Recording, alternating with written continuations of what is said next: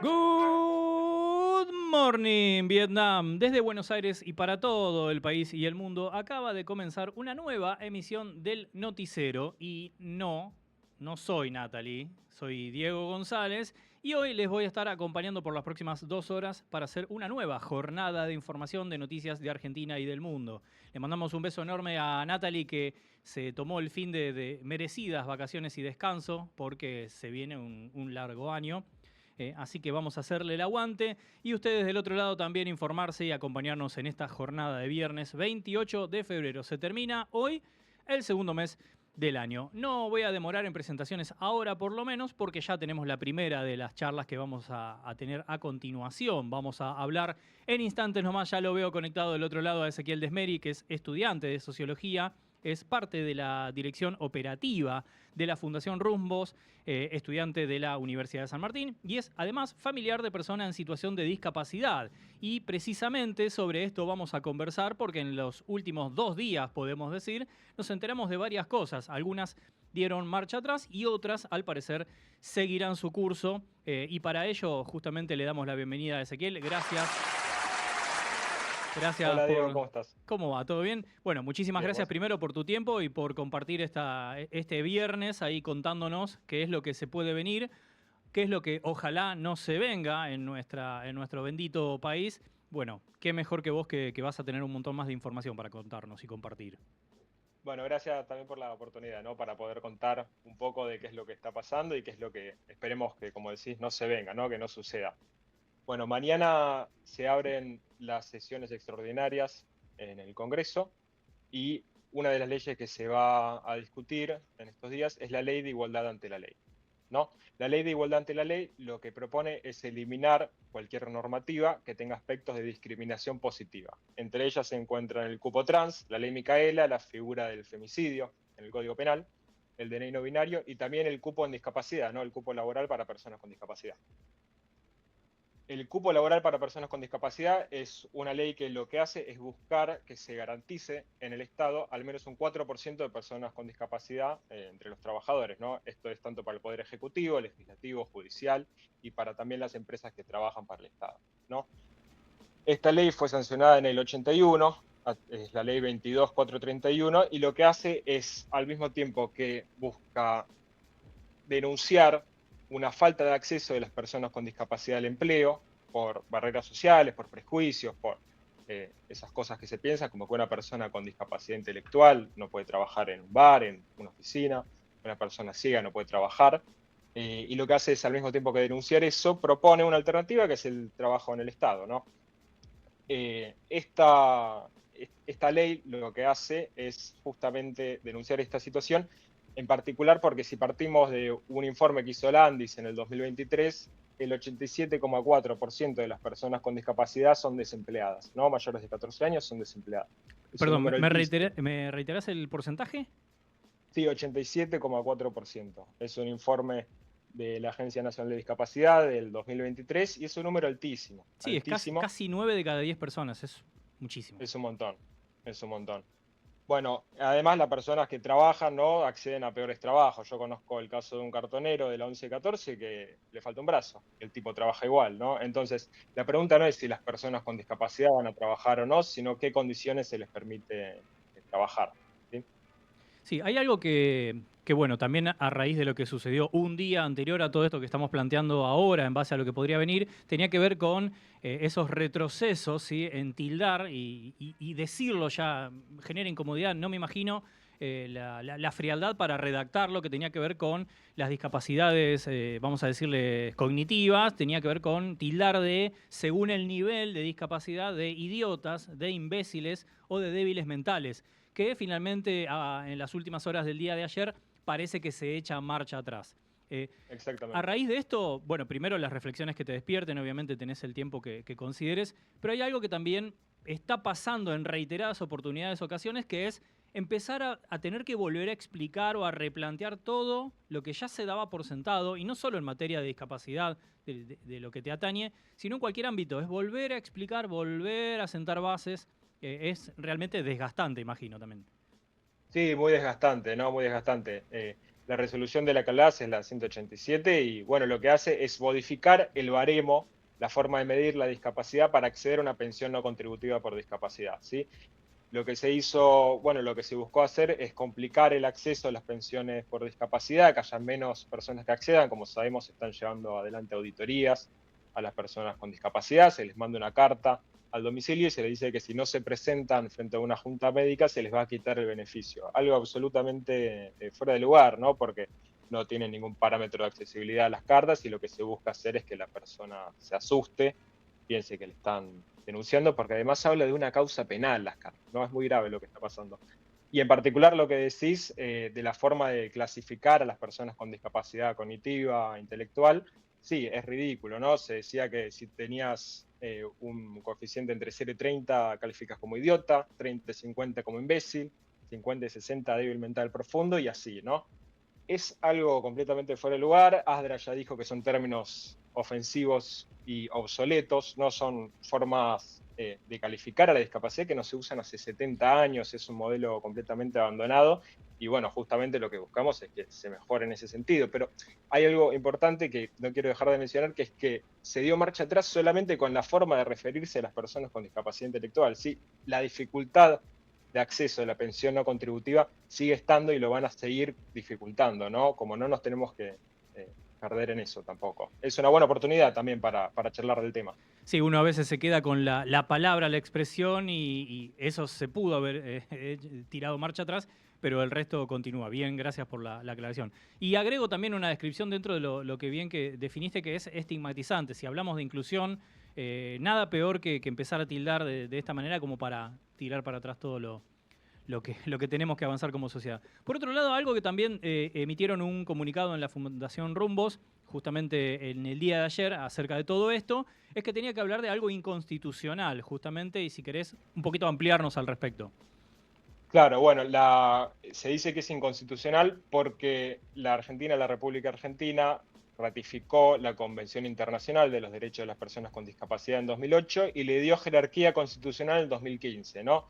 Entre lo que dice esta convención es que se debe garantizar el acceso a un trabajo y bueno, también que hay ciertas palabras que no se usan más, ¿no? Que se adopta el modelo social de la discapacidad, que se entiende que las limitaciones son por barreras sociales, son por prejuicios, no por una cuestión médica de que la persona no puede hacer algo, ¿no? Justamente por esto es que se dice que es inconstitucional, es así. Bien. Bueno, obviamente el espacio está abierto para cualquier otro punto que quieras agregar. Lo que me gustaría por ahí ahondar en este momento es algo que mencionaste hace un ratito que tenía que ver con el desamparo desde el ámbito laboral. ¿Crees que tiene que estar el enfoque o crees que el enfoque de estas modificaciones, de esto hacia donde quiere dirigir el gobierno, tiene que ver con defender al empresariado, a las empresas, las compañías y dejar de lado los derechos laborales, en este caso, y el acceso como mínimo a un trabajo por parte de discapacitados y discapacitadas? Sí, absolutamente, sí. Lo que yo siento es que se está haciendo una campaña muy profunda de difamación, ¿no? Cuando sale Adorni en una conferencia de prensa a decir que hay pensiones que se otorgaron a personas que aplicaron con una radiografía de un perro, eso es falso. Primero y principal es falso. Y segundo, es muy estigmatizante. Después sucede que se le dice a las personas con discapacidad que son falsas, que no hay tantas personas con discapacidad. Dijeron en un momento que en la Argentina había una cantidad de personas con discapacidad, según las pensiones, que no sucede en ningún país del mundo ni en los que tuvieron guerra. Y eso es mentira también, ¿no? En la Argentina hay entre 10 y 15% de personas con discapacidad y los beneficiarios de una pensión son 1,2 millones de personas, ¿no? Y además, déjame decir que el monto es muy bajo, son 260.000 pesos. Son nada más 260.000 pesos. Y bueno, lo que estamos diciendo, ¿no? Cada vez se complica más acceder a una pensión. Hay personas que iniciaron el trámite en 2023 y todavía no tienen respuesta, que les piden más documentos, más papeles, y lo que se logra así también hacer es desalentar que las personas con discapacidad puedan tener un trabajo, ¿no? En relación al trabajo también, ¿no? El foco debería estar puesto en la inclusión de las personas con discapacidad en un empleo, si es la mayor forma de lograr inclusiones a través del trabajo, y justamente lo que se busca hacer es que cada vez haya menos legislación y menos normativa que involucre a las personas con discapacidad en el mundo del empleo. Y en esto también, en el 74, se sancionó la primera ley de cupo laboral de toda Latinoamérica acá en Argentina para personas con discapacidad. ¿Sí?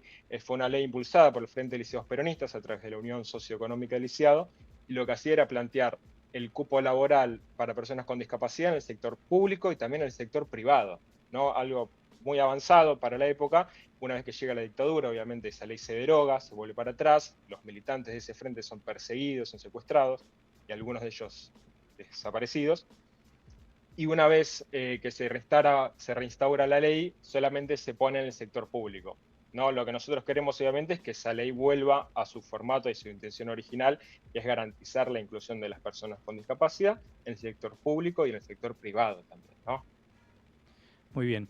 Bueno, para ir finalizando, te voy a sacar unos minutitos para que nos cuentes luego qué hacen o cómo trabajan, cómo se organizan también con la Fundación Rumbos, que si no me equivoco, por lo menos en la web dice 30 años, no sé si cumplieron, cumplen o están por cumplir.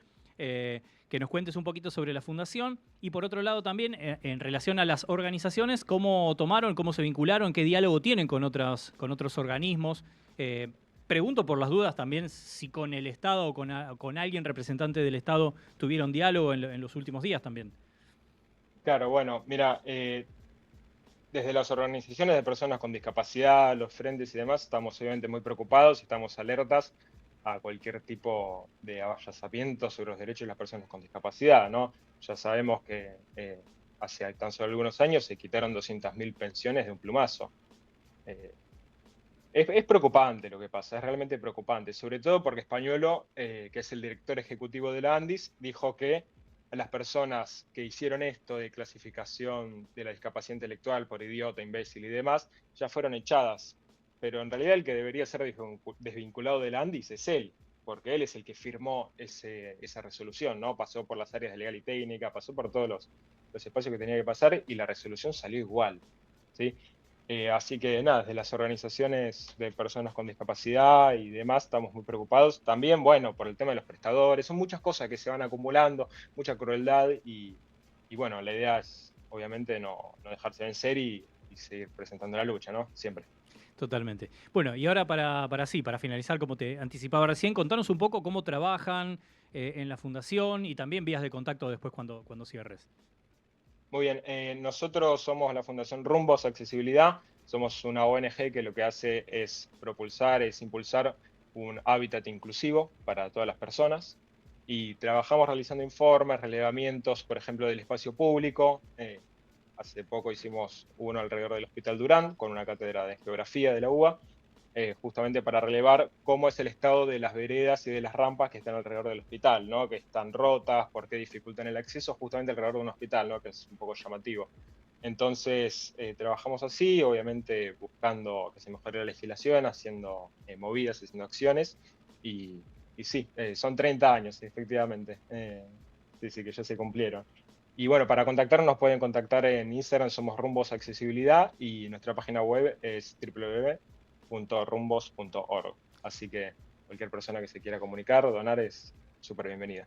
Mira, mencionaste lo del relevamiento del otro lado, Nahuel, el productor levantó la vista como súper interesante. ¿Tienen ya resultados algo del relevamiento que hicieron? Sí, ahora no los tengo a mano, Bueno, pero es lo la que te excusa puedo... entonces para que hablemos en otra oportunidad, cualquier cosa si no. Totalmente, totalmente. Pero en resumen, sí, son muchas las rampas, veredas que presentan problemas, ¿no? Uno piensa que a veces cuando ve una rampa, eso ya garantiza que una persona usuaria de silla de ruedas, como es mi hermana, por ejemplo, pueda pasar.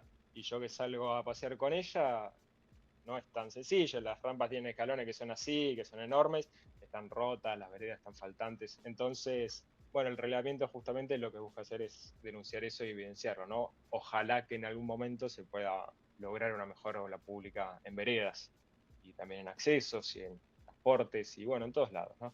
Lo que queremos todos. Totalmente. Bueno, muchísimas gracias, Ezequiel. Obviamente, para informar relevamiento, el próximo relevamiento, lo que sea, y ojalá que también en un futuro próximo sean buenas noticias, el micrófono, el espacio acá en Punto Cero y en el Noti Cero en particular están más que abiertos, así que bienvenido. Perfecto, bueno, déjame mandar un saludo a Nahuel, que hablé antes, a vos, Diego, y agradecerles, ¿no? Esperemos hablar pronto. Gracias a ustedes por la labor que realizan. Ahí tuvimos la palabra entonces de Ezequiel Desmeri de la Fundación Rumbos, es integrante de la dirección operativa, ¿sí? Acerca de estos vamos a decirle, atropellos a los derechos directamente, porque no hay forma de no sentirse implicado ante semejante... nada, en fin, ni idiotas, ni imbéciles, ni débiles mentales. De última, eso aplicaría para otro tipo de personas que tal vez son quienes están tratando de quitar derechos que fueron conquistados con mucha lucha y mucho trabajo mancomunado, entre otros, por ejemplo, como la gente de Fundación Rumbos. Nosotros, ahora, antes de irnos al primer corte de esta mañana, sí voy a saludar y presentar, porque nos metimos de lleno así. Nahue, cuando conduce Natalie, no sé si le metes tan así al palo como no se llega a presentar y le metes la nota. Me lo haces a mí, ¿no? Me haces a mí. Con Natalie está todo bien, tranqui. Me parece que a mí me mandás como... Saluda ya, tenés la nota, tenés conectado, listo, vamos, corte. Mentira, es chiste. Sabés que te bancamos, así que aprovecho, entonces lo saludo. Y hay que hacerle un monumento, el monumento de Nahuel Isela. Sí, con una Libertadores como el de Gallardo allá en Núñez, bueno. Pero mejor hecho, obviamente, para Nahuel Isela. En bronce, ¿sí? La llave de la ciudad hay que darle. Así que en la producción general, y en este caso ahora, haciéndome el aguante también del otro lado en la operación técnica, Nahuel Isela, por supuesto, acompañado de el Mister, ¿sí?, de Samuel Córdoba, que lo van a ver en unos minutitos nomás haciendo su columna de fútbol masculino. Abuelo, ¿hoy te metés o no? No, tranqui. No, está bien si ya tenés a full con la cantera deportiva. En fin, muy bien. Nosotros tenemos un sinfín de especialistas. Van a escuchar varias de las voces a lo largo de esta jornada, contando distintas noticias. Y yo, antes de ir al corte, quiero aprovechar y saludar a Nancy Jaimes, de Clase B y de Rock and Rock, que está del otro lado viendo y escuchando, ¿sí? Hoy Clase B a las 15 horas este viernes, una nueva emisión, y los miércoles a las 18 horas con Rock and Rock. Y por otro lado, también un beso enorme a Luli Echeverre, que también está del otro lado haciendo el aguante en este noti, que veremos si vuelven o no, no diré más, pero por las dudas la pueden visitar cuando quieran, porque nos viene a haber seguido acá también en Hielo los miércoles. Nosotros nos vamos a ir al corte, tengo que dejar de hablar, es que extrañaba un poquito estar acá al frente del noti, pero no voy a viciar tanto, abuela. Nos vamos a ir al primer corte de esta mañana y ya volvemos luego de escuchar una canción. Así que se quedan hasta las 12 en el noticiero. Ya volvemos.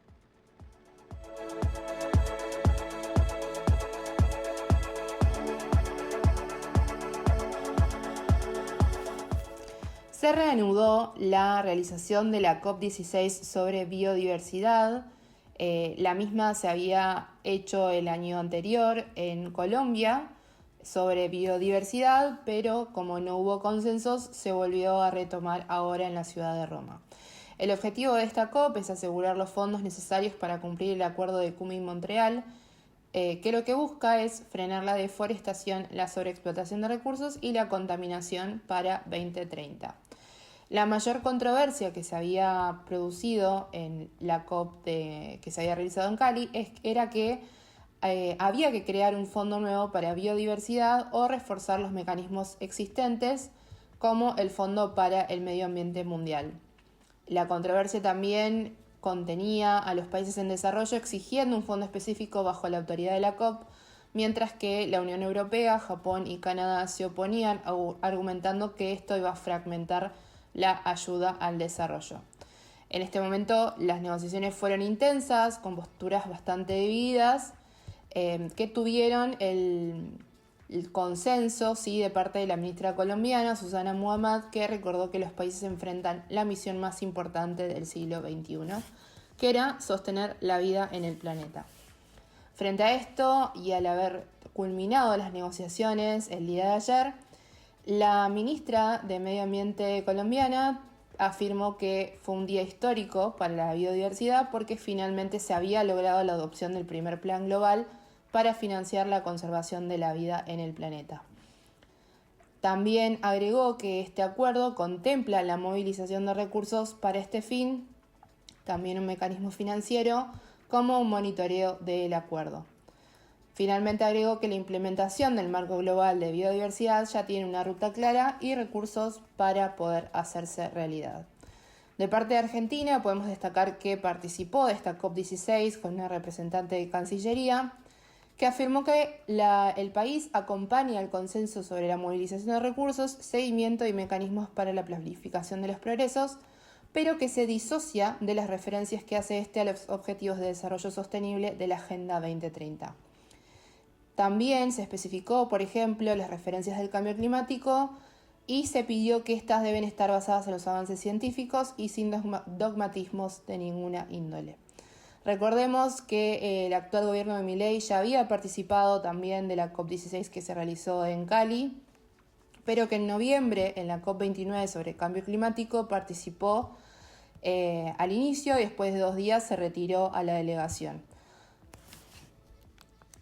Dinamarca se prepara para prohibir los smartphones en los colegios. Así lo anunció recientemente, el pasado martes, el ministro de Educación del país. Hemos decidido apoyar al gobierno en su tarea y por ello nos estamos preparando para cambiar la ley, según se ha expresado en diversos medios locales. De la misma manera, esta ley aún no ha sido cerrada, pero se saben algunos detalles. Por ejemplo, que los móviles y las tablets no estarán permitidos en los colegios, ni durante los recreos, ni en las clases. Además, trascendió que este plan se está llevando a cabo siguiendo las recomendaciones de una comisión de bienestar de la juventud, que también ha recomendado restringir el uso de los teléfonos inteligentes a quienes tengan 13 años e incluso más.